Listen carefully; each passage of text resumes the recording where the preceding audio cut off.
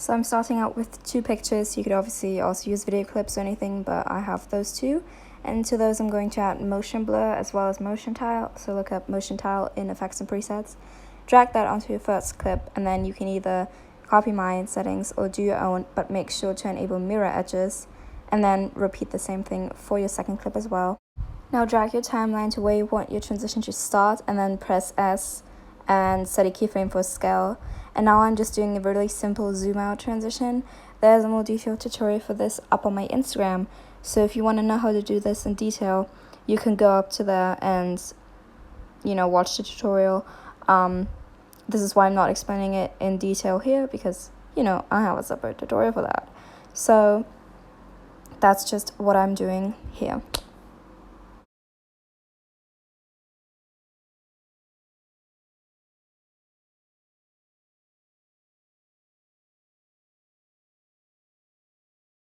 Now go up to layer, new, and add a new adjustment layer, and then trim the layer where your second clip starts right here, and add motion blur to both of your adjustment layers, and then go up to effects and presets and look up warp, and then drag that onto your first adjustment layer.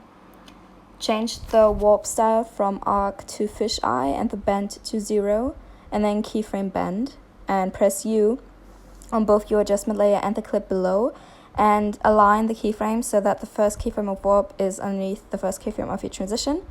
And then go to the second keyframe and change the bend to -100.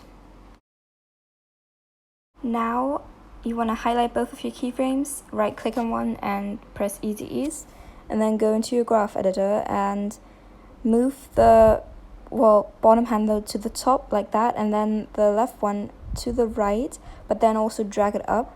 This will create the bulge, and the more you drag it up, obviously, the bigger or stronger the bulge will be. Here I just did it once, and then I realized that I wasn't 100% satisfied with it. So I just went back into my graph editor and increased the handle so that the bulge would be bigger. So just do that until you are satisfied.